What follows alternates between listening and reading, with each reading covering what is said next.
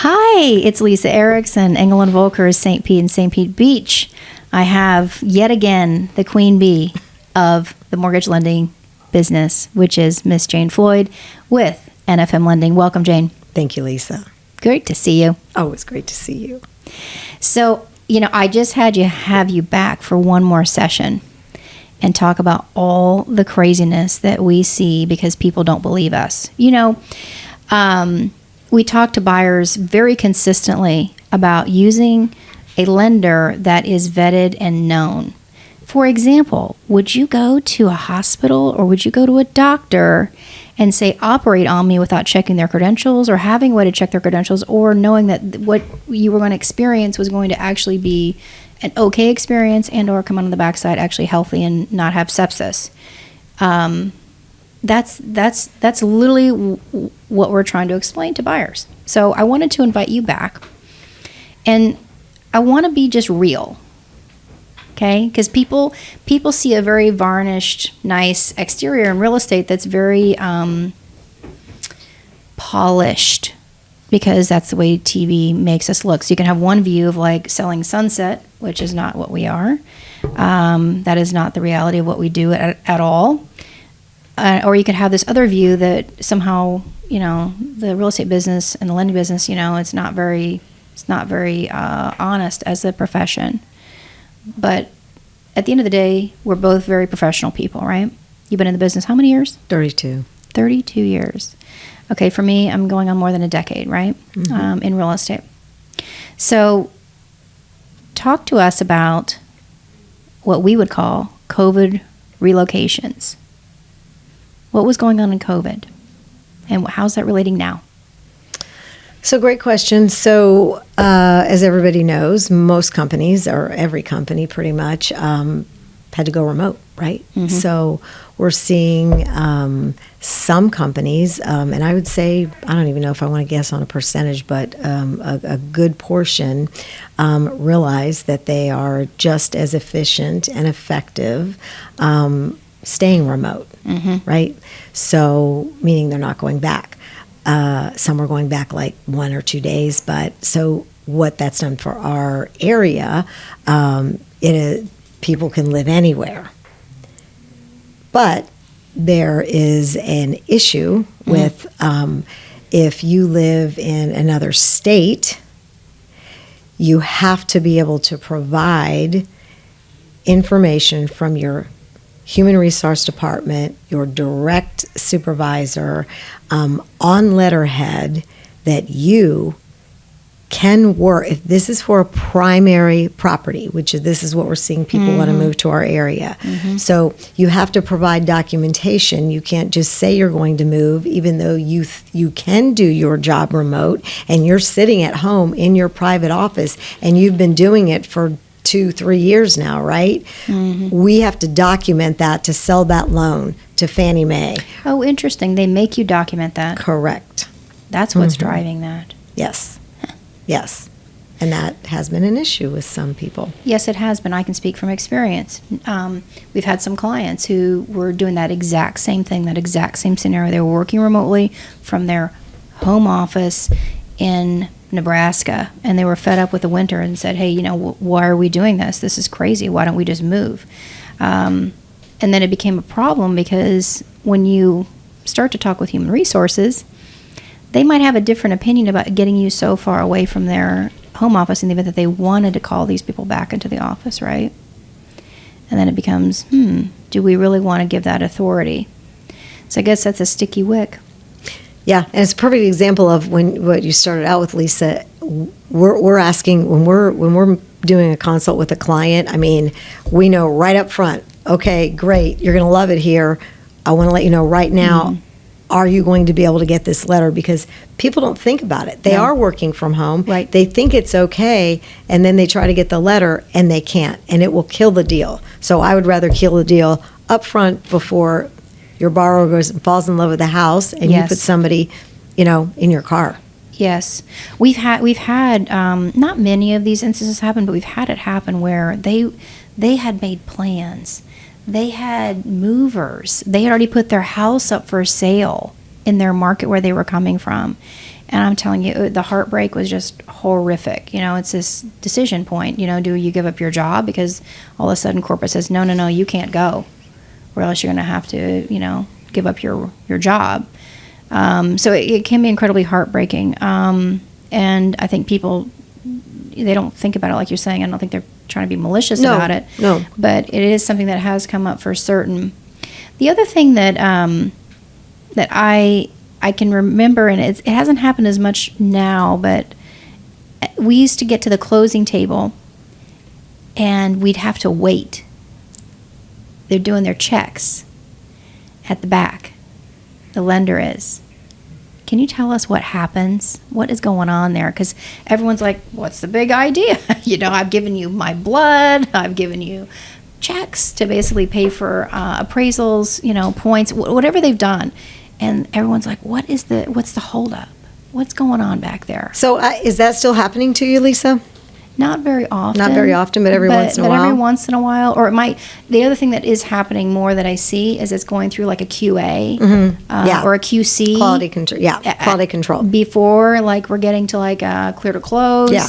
What's going on there? What is that? I can speak for myself, and then we here at NFM Lending, we even prior to this being basically a thing, if you recall with the closings with me for the past couple of years, you're not waiting, because you do not have to have what's called funding authorization, right. Lisa. Yeah. So you did not have to. I'm not saying it happened with you, but for other. It's happening. It's still happening. Yeah. So your borrowers sign their docs. You're sitting there. So they're going in the back. They have to scan and send every document over to the lender for them to check the signatures on before they'll release the funds. The wire obviously better already be there. So we haven't done that in years, Lisa. And so hopefully that's not happening as much as it used to. But the quality control, which you just brought up, QC, that, like, we're doing that like the day before. Calling, hey, does Mr. Borrower still have his job? A lot of people don't realize that, right. And that's on our little checklist. They're still checking. Don't quit your job before closing. So I think, or don't announce your retirement. That's don't announce your retirement. That's one thing that I have seen. Yeah, they're retiring. They announced it, and you're like, yeah, okay, so your employment's stopping. When? Yeah, They may still physically be there. Yeah. I've had that happen. So you've had a lot of layoffs. You've had a lot of lenders go out. I mean, in the industry. So just point being that just with all the uncertainty, I mean, those are, processes and checklists that you've got to have in place so that your client signs and you give that gift and they're out the door. Yeah. Yeah. Okay. For our audience, I'd like for you to tell us what's the strangest thing that you've seen happen in the last 6 months where you're like, ooh, that somebody should know that can't be possible. Anything that's happened that you're like, shouldn't try to do that. Wow. Oh, man, I wish you would have given me some time to think about that one. I mean, I got to be honest with you, Lisa. I'm just going to go back to what you said at the beginning. The amount of save-a deals we're getting, and one was even with your office, two lenders turned down, and the issue is in our industry, again, as you know, my team, there's a cumulative of I don't know how many years experience, but it's the training and it's the upfront questions such as this letter for relocation, because people think that Fannie Mae has actually cracked down. I mean, they're more stringent, right? We won't get back into that, but there's not been a lot of buying of mortgage-backed securities because rates, because of where interest rates are and all that. So hold on a second. Okay, this is interesting. So mortgage-backed securities. Okay, when you get a loan, the lender's going to bundle those things up in a little nice package and a grouping of maybe a $10 million package, and they're going to sell those in the market for cash, right? Yeah. So that's a mortgage-backed security. So you just made a statement that's very interesting. You just said that they're not buying as many of those in the market. Right. So think about this. So if I get an interest rate of 7%, right, and I'm an investor buying those, right? I don't want to purchase that, right? I don't want to be a purchaser of mortgage-backed securities because I know I'm going to get refinanced out the minute the rates go down. So your cost of acquisition is so high, right? And then you're not going to be able to hold that for very long. Exactly. Interesting. So what's going on as a result? Well, we'll talk about the coupons, meaning the different interest rates. So, Leisa, if you remember coupons the coupons, it's kind of, so if you look at it is very difficult right now to get what's called a par rate, so a rate without points. That's for me as a borrower. For you as a borrower. So, for example. And we'll get back here when the market shifts. But I used to be able to do a loan and premium price it up. Let's say, I know my borrower's only going to be in it for a year or two, or even let's just say they're super tight on cash, but cash flow, meaning payment and their budget, they're cool. The payment doesn't really matter. So I say, hey, Mr. Borrower, I'm going to take that interest rate up by 0.25%, and I'm going to pay $5,000, $4,000 of your closing costs because you're super tight, right? Yeah. Well, there hasn't been any of that going on since rates spiked because of what we just talked about. When I say coupons, if you're looking at them, there's days when it's just the disparity between the rates is just astronomical. So, for example, historically, 1 percentage point. So let's say you have a $300,000 loan. Mm-hmm. 1 point's $3,000. Right.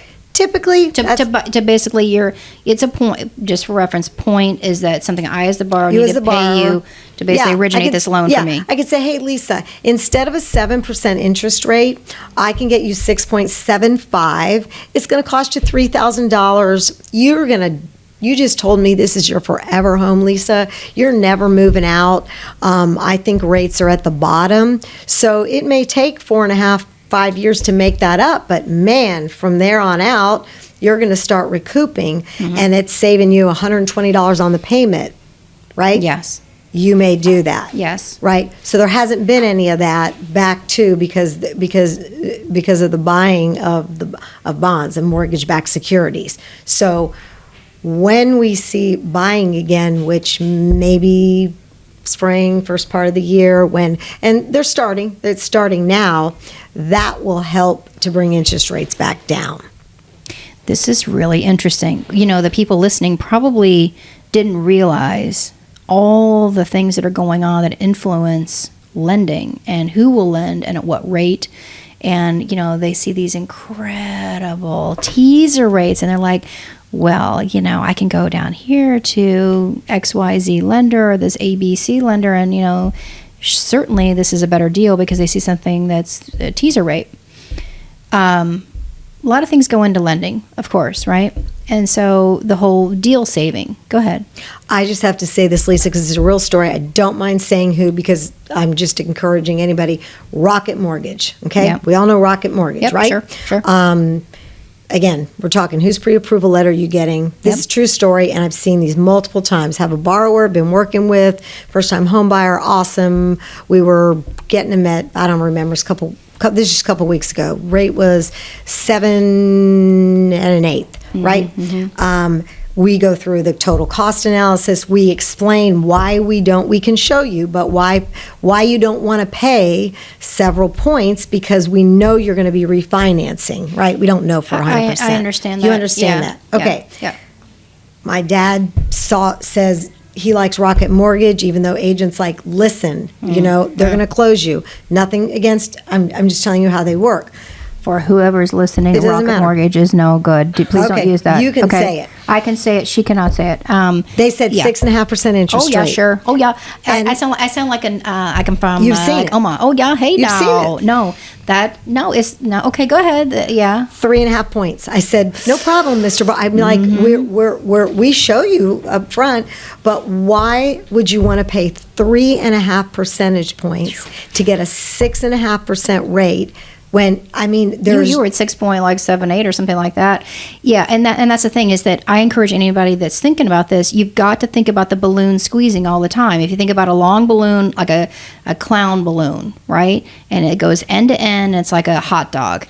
there's going to be a squeeze somewhere in that lending, and a lot of people don't realize that. And so what was their ultimate decision? What did they decide? Of course, they went with us. They finally saw the fee sheets, right? Yeah. And saw the differences. And I said, I can get you 6.5, which actually cost them less with me. I was $2,000 less at that 6.5 coupon, but it still made no sense because I know they're not going to keep that mortgage.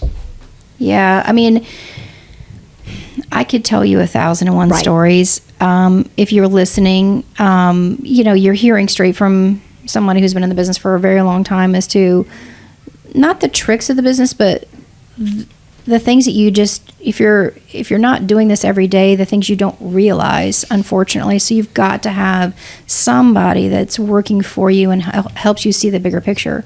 If you want to price compare, fine, but make sure that you're price comparing apples to apples, because there shouldn't be a ton of variation between people. Local lenders are going to do a great job typically, especially NFM, but Rocket Mortgage, I mean, that's a national firm.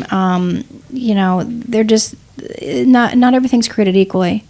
I just want to share with you, not all lenders can do what's required of them in the job, or they might overstep their bounds.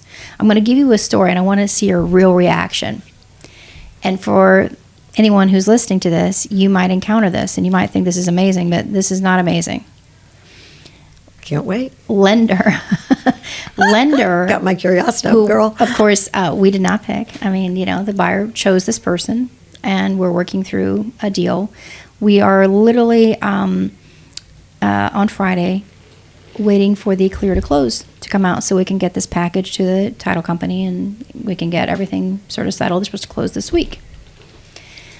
Lender calls us up and says, hey, you need to write an addendum to raise the sales price because I'm going to get her $7,000 back in closing costs.